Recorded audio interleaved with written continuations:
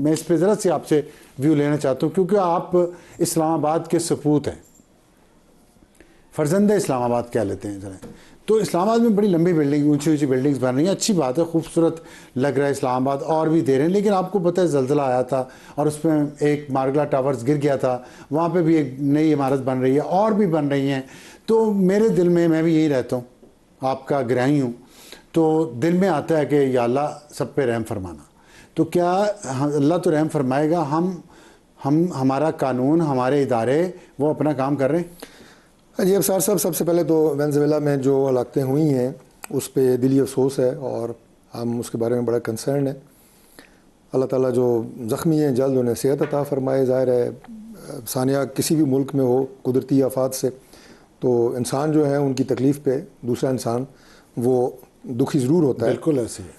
बाकी इस्लामाबाद की जो आपने बात की, देखिए दुनिया भर में ये मनाजिर हम देखते रहते हैं कि कुदरती आफात आती रहती हैं, लेकिन 2005 में जिस ज़लज़ले से पाकिस्तान और बिलखुसूस आज़ाद कश्मीर के मुख्तलिफ़ अज़ला मुतासर हुए थे और हज़ारों नहीं बल्कि मैं तो कहूँगा कि 1 लाख से ज़ायद जो है वो शहादतें इसमें हुई हैं पूरे मुल्क में। कुछ काउंटेड थी, कुछ अनकाउंटेड थी। आज़ाद कश्मीर में यकीनन आप भी गए, हज़ारा में भी, हज़ारा में भी, बालाकोट साइड, सारी, तो हम सब गए वहाँ पे। हमने अपनी आंखों से देखा कि किस तरह वहाँ पूरी की पूरी बस्तियाँ मसमार हो गई, पूरे के पूरे पहाड़ जो है वो आके दरिया में गिरे।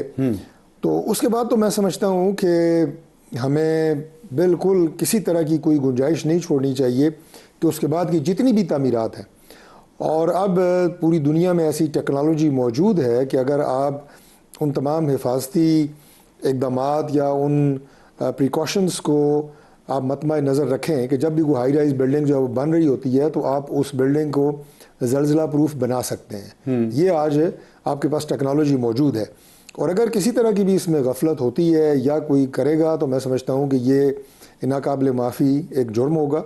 इस्लामाबाद में सेफ्टी जो पैरामीटर्स हैं उन्हें हम यकीनी बनाने की पूरी कोशिश कर रहे हैं। ना करे कि हो, आपने कहा अगर कोई करेगा तो मैं नहीं आपकी ये आर्गुमेंट बाय करना, मैं सिर्फ सीडीए की बात नहीं कर रहा, मैं पूरे पाकिस्तान की बात कर रहा हूँ। और दूसरा आपका मतलब मैं आपसे ज़्यादा इस्लामाबाद के अंदर स्टेक किसी का नहीं, मैं इस शहर की खित्ते की बात कर रहा हूँ।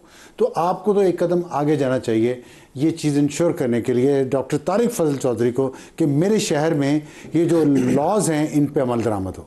तो आप जी अफसार साहब, ये जो 2005 का ज़लज़ला था उसके बाद मैं मियां नवाज शरीफ साहब के जब वज़ीर आज़म थे तो मैं ख़ुद कैट का मिनिस्टर था और सीडीए मेरी मिनिस्ट्री का एक इंचार्ज इदारा रहा है। लिहाजा हमने अपनी, आप ये कहें कि पूरी कोशिश की है कि जितने भी सेफ्टी पैरामीटर्स हैं उन्हें इम्प्लीमेंट किया जाए सीडीए में, और हम करते हैं। और आज भी सीडीए का इदारा इस हवाले से ज़ीरो टॉलरेंस है उसमें कि किसी तरह की कोई मटीरियल, किसी तरह की बातें होती हैं, डिज़ाइन में नक्स, ऐसी तरह होता है ना। फिर वो एक ऐसा टावर्स भी जो है उसकी अप्रूवल दी गई, उसमें नकाइश थे ना जो गिरा।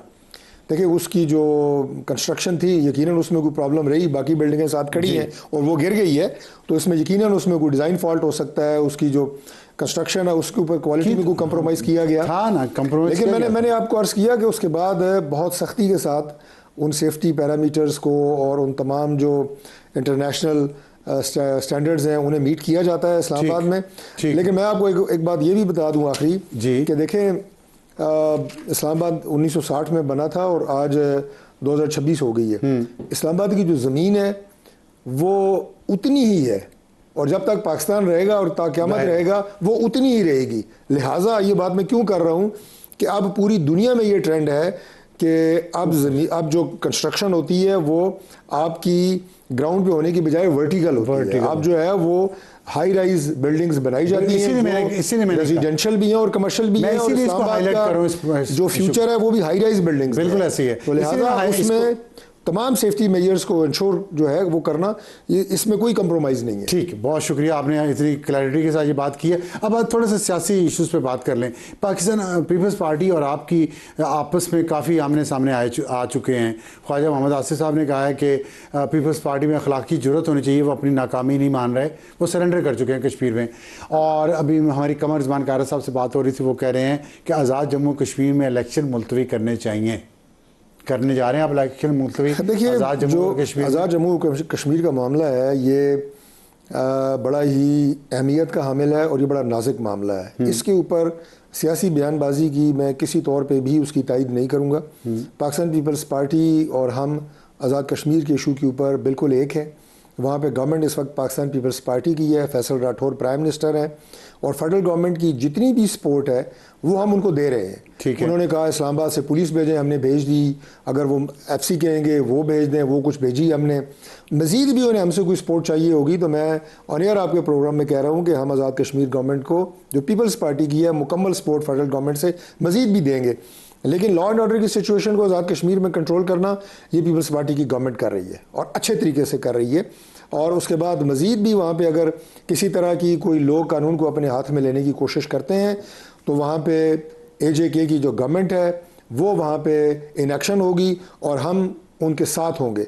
और इसमें अफसार साहब क्लैरिटी की बात ये भी है कि देखें जो तकाजा किया जा रहा है ना, इससे पहले जब अक्टूबर 2025 में जिस कमेटी ने उनके साथ मुज़ाकरात किए, हमने 38 निकात में मुआहदा किया, मैं उस कमेटी का मेंबर था, वो हम पूरे कर चुके हैं। उसमें कोई डिबेट करना चाहता है तो 100 दफ़ा करे। अभी भी 30 जून को जब हम गए थे दोबारा इसी कालादम जो एक्शन कमेटी है इनके कोर मेंबरान के साथ मुलाकात के लिए, तो हमने पहले उन्हें तमाम 38 निकात का मुजफ्फराबाद की मीटिंग में रन डाउन दिया, एक एक नुक्ते के बारे में बताया, एक एक क्लॉज के बारे में बताया कि ये जो 20-21 हैं एडमिनिस्ट्रेटिव ऑर्डर से पूरी हो चुकी हैं, बाकियों के लिए फ़ंड जारी हो गया है, चीज़ें पाइपलाइन में हैं और इसमें दो चार साल जो कि बड़े मेगा प्रोजेक्ट हैं, आपके टनल्स और रोड्स उस पर लगेंगे। उसमें मुतमिन करने के बाद हम ये 12 सीटों पे आए थे और हमने 3-4 उन्हें ऑप्शंस दी थी, ऑल पार्टीज़ करें, सुप्रीम कोर्ट रेफरेंस भेजें, आज़ाद कश्मीर कानून असेंबली में चले जाएँ। उस पर उन्होंने इतफाक़ नहीं किया। उन्होंने रास्ता इख्तियार किया तशद्दुद का, वायलेंस का, जो ना पीपल्स पार्टी बर्दाश्त कर सकती है ना कोई भी गवर्नमेंट वहाँ पे हो बर्दाश्त कर सकती है। लिहाजा उन्हें समझाया गया, कर्टेल किया गया। रावला कोर्ट में वो बैठे हैं, लॉ इन्फोर्सिंग एजेंसीज़ उन्हें अलाउ नहीं करेंगी कि वहाँ से वो मार्च करें, ना करना चाहिए। वहाँ पे 4 हमारी लॉ इन्फोर्सिंग एजेंसीज़ के जवानों की शहादतें हो चुकी हैं और अब मज़ीद जानी नुकसान का होना किसी सूरत में भी इसकी इजाज़त नहीं दी जा सकती। आखिरी बात यह है कि इलेक्शन 27 जुलाई को वहाँ पे होना है, उसका ऐलान इलेक्शन कमीशन ऑफ आज़ाद जम्मू कश्मीर कर चुका है। इलेक्शन ही इस मसले का वाहिद हल है। पॉलिटिकल एक्टिविटी वहाँ पे शुरू हो, नई गवर्नमेंट आए और उसके बाद वो फैसला करे। हम इसमें मुदाखलत नहीं करेंगे। इलेक्शन मुलतवी नहीं होंगे, इलेक्शन कतई तौर पे मुलतवी नहीं होंगे। ना आज़ाद कश्मीर के जो कॉन्स्टिट्यूशन है इंटरम उसमें कोई गुंजाइश मौजूद है कि जब असेंबली की मुद्दत पूरी हो जाएगी तो उसके बाद उसमें सिवाय इलेक्शन के कोई तरीकाकार है, कतई तौर पे नहीं है। अगर आप चाहते हैं कि वहाँ पे इमरजेंसी लगाई जाए, ना उसकी फेडरल गवर्नमेंट सपोर्ट करती है, ना वहाँ पे पीपल्स पार्टी की गवर्नमेंट जो आज़ाद कश्मीर की है उसे सपोर्ट करती है, ना जम्मू और कश्मीर के अवाम उसको सपोर्ट करेंगे, क्योंकि ये एक गैर आइनी इकदाम होगा। अब लोग इलेक्शन के लिए तैयार हो रहे हैं। आइनी नहीं है, नहीं यार, आइन की शिक है वहाँ। देखिए आइन की शिक के बाज़ औक़ात आइन में होते हुए भी वो जो हालात कह सकते हैं ज़रूरत होती है, अच्छा, उससे मुताबिकत नहीं रख रही होती। ठीक, तो ये इमरजेंसी की बात क्यों हुई है? कोई ऐसा है समथिंग ऑन द कार्ड्स? बिल्कुल भी नहीं। मैं आपको बता रहा हूँ कि वहाँ पे आप असेंबली को एक्सटेंड नहीं कर सकते। इस प्राइम मिनिस्टर को मजीद आप कंटिन्यू नहीं करवा सकते किसी भी सूरत में। असेंबली डिसॉल्व हो जाए, प्राइम मिनिस्टर नहीं रह सकता। तो ये एक ऐसी एक कॉन्स्टिट्यूशनल आप ये कहें कि वैक्यूम क्रिएट होगा जिसका वाहिद हल ये है कि आप इलेक्शन करवाएं, नई असेंबली बने और नई असेंबली जो मर्जी फैसला करे। अगर पीपल्स पार्टी ने आपको बाकायदा तौर पर ये कहा, आपकी इत्तेहादी है ना, कि इलेक्शन मुलतवी किए जाए आज़ाद जम्मू और कश्मीर में, तो फिर आप क्या करेंगे? बात मान लेंगे? देखिए परसों अभी जाहिर है बिलावल भुट्टो जरदारी साहब चेयरमैन है पाकिस्तान पीपल्स पार्टी के, कौमी असम्बली में तकरीर के दौरान उन्होंने बड़े वाज़ेह अंदाज से ये बात की है कि हम आज़ाद कश्मीर में बर वक्त इलेक्शन का इनेकाद चाहते हैं, हम वहाँ पे इलेक्शन डिले नहीं करवाना चाहते। तो मेरा ख्याल है कि वो फिर जाहिर है आप ये कहें कि पीपल्स पार्टी के तो सुप्रीम लीडर हैं, अगर वो इस बात पे मुत्तफिक हैं और क्लियर है। सुप्रीम लीडर नहीं, चेयरमैन है सर। मतलब तो एक ही हुआ ना, आजकल लफ्ज़ सुप्रीम लीडर ज़्यादा चल रहा है, तो इसलिए मैंने, चूंकि मेरे भाई कमर कायरा साहब मेरे बड़े भाई हैं, आपने जिक्र किया तो मैं उनकी मुनासबत से कह रहा था कि सुप्रीम लीडर तो बिलावल साहब है ना। अगर उन्होंने कह दिया कि टाइम पे इलेक्शन हो तो मेरा ख्याल ये है कि वो पाकिस्तान पीपल्स पार्टी का ऑफिशियल वर्जन। तो अच्छा, एक प्रैक्टिकल उस पर हिंड्रेंस है, वो ये है कि रावला कोर्ट का आपने जिक्र किया, वहाँ पे आप समझते हैं कि इस सिचुएशन में इलेक्शंस हो सकेंगे? इसके अलावा कुछ और इलाके भी होंगे जहाँ पे इंतखाबात नहीं हो सकेंगे, तो आप वहाँ पे इंतखाबात मुलतवी करेंगे और बाकी सब जगहों पे करवाएंगे? देखिए ऐसा अफसार साहब होता रहा है, आप तारीख़ को मेरे से भी ज़्यादा जानते हैं कि अगर मुल्क के किसी एक तहसील ज़िले में कोई प्रॉब्लम है, कोई लॉ एंड ऑर्डर की सूरत हाल है, तो एक दो जो हल्के हैं उनके इलेक्शन को मुलतवी किया जा सकता है, लेकिन अभी उस पर भी हम बात नहीं कर रहे। अच्छा, देखिए ये पॉसिबिलिटी है कि आज़ाद जम्मू कश्मीर के, ये पॉसिबिलिटी है कि वहाँ भी हों, बिल्कुल होंगे इंशाल्लाह। रावलाकोट में भी हो जाए। बात यह है कि 3 डिवीजन है आज़ाद जम्मू कश्मीर के, ठीक है, ये मुजफ्फराबाद, पूंछ, मीरपुर। ठीक, पूंछ का जो हेडक्वार्टर है वो रावलाकोट सिटी है, और प्रॉब्लम इस वक्त सिर्फ रावलाकोट सिटी में है। लोग का कभी 2000 होता है, कभी मैं नंबर पे जाता ही नहीं हूँ, 3000 है, 4000 है, छोड़ें, शाम को 1000 से भी कम होता है। उनके ऊपर ना कोई एक्शन हुआ है, ना उनके ऊपर जो है वो लॉ एनफोर्सिंग एजेंसीज ने कोई कार्रवाई की है, ना हम करना चाहते हैं। असल बात यह है कि उन्होंने भी मौलाना फजल रहमान साहब से बात की, पैगाम भेजा जी कि आप कोई रास्ता निकालें। मौलाना साहब ने पार्लियामेंट में तकरीर की, तो हमने उन्हें बताया कि हम कभी भी वायलेंस हम नहीं चाहते, ये रास्ता उधर से शुरू हुआ है, मुज़ाकरात हमने बंद नहीं किए, उन्होंने बंद किए। अब उन्हें अकल और फहम की ज़रूरत है, वो इस धरने को ख़त्म करें, वो जो इस वक्त प्रोसेस चल रहा है इलेक्शन का, इसका हिस्सा बने, और उसके बाद जहाँ मर्जी डिबेट कर लें। हमें इसमें क्या एतराज़ है, पाकिस्तान को क्या एतराज़ हो सकता है? नहीं, ये आपने जो ये बड़ी लॉजिकल बात है, बल्कि जब भी एहतजाज हुए, धरने हुए हैं, उसका मकसद यही होता था कि इलेक्शंस करवाएं, दोबारा करवाएं, नए करवाएं। तो वो क्यों इलेक्शन में हिस्सा नहीं ले रहे? क्या उसकी वजह वो हल्फनामे की अबारत है जिसमें पाकिस्तान के साथ एलिजेंस का ओथ लेना पड़ता है नॉमिनेशन पेपर्स फाइल करते हुए? देखिए, अगर ये बात है कि उस इबारत में जिसमें पाकिस्तान के साथ एक यकजहती, पाकिस्तान के साथ इल्हाक का हलफ उठाना पड़ता है, और अगर वो उठाने से वो कतरा रहे हैं, मैं मफरूज़े पे बात कर रहा हूँ, हालांकि ये एक कोने से बात चली थी, मैं उसकी डिटेल में नहीं जाऊँगा। कहा है राना सनाउल्लाह साहब रिकॉर्ड पे कई दफा। मैं यही कह रहा हूँ कि उनके एक सेगमेंट ने, सब ने नहीं, एक सेगमेंट ने ये बात की थी, लेकिन ज़्यादा उसके बाद उन्होंने उसके ऊपर एम्फेसिस नहीं दिया, जोर नहीं दिया। लेकिन अगर उनकी सोच ये है, तो क्या ये आज़ाद कश्मीर और पाकिस्तान के हक़ में ये सोच है? फिर उनके दिमाग में ये सोच डाली किसने? फिर जब हम ये कहते हैं कि हमारे पास वाज़ेह शवाहिद मौजूद हैं कि इसके पीछे एक बैरूनी हाथ है, बैरूनी एजेंडा है, तो क्या फिर हम गलत कहते हैं? किसने डाली सोच है उनके ज़हनों में? नहीं, मैं ये कह रहा हूँ कि देखें, बात यह है कि आज़ाद जम्मू कश्मीर में मैं इनडायरेक्ट आपको जवाब दे रहा हूँ, अफरा तफरी फैलाना, सड़कों के ऊपर ऐसे सीन क्रिएट करवाना, वहाँ पे अवाम में और गवर्नमेंट के अंदर या लॉ एनफोर्सिंग एजेंसीज में चमकलिश, ये इंडिया का एजेंडा है, ठीक है, ये पाकिस्तान का एजेंडा नहीं है। ठीक है, ठीक है। तो इसमें आप समझते हैं कि वो जो एक्शन कमेटी के लोग भी हैं, इंतखाबात में हिस्सा उनको भी लेना चाहिए? हमने और आपके ख्याल में उनमें से बहुत सारे लोग तैयार होंगे इंतखाबात में हिस्सा लेने? साहब, जब हमने उनसे मुआहदा किया था 3 अक्टूबर 2025 को, तो यकीन जाने कि हमने उन्हें इसरार से ये बात की थी कि आप इलेक्शन लड़ें, जो हर साल ये 2024 में, अभी आप उन्हें कहेंगे इलेक्शन 2024 में उन्होंने लॉन्ग मार्च की, लोगों की जानें गई, 25 में लॉन्ग मार्च की, लोगों की जानें गई, तो हमने उनसे 25 में कहा, भाई ये लॉन्ग मार्च और ये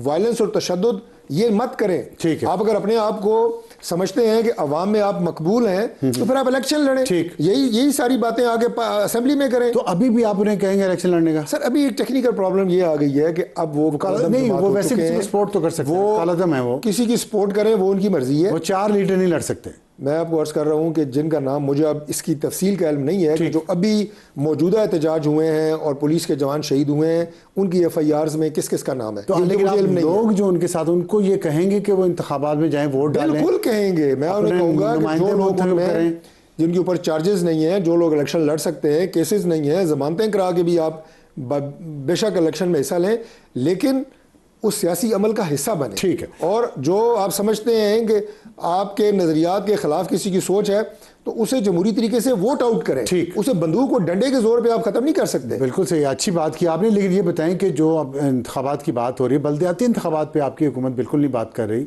ना पंजाब में कोई हो रही है, इस्लामाबाद का पहले हमने बड़ा सुना, खबरें आई ये यहाँ पे जी नया सूबा बन रहा है, और नया तो आप मेयर का इंतखाब भी नहीं करवा रहे, तो कर क्या रहे हैं आप?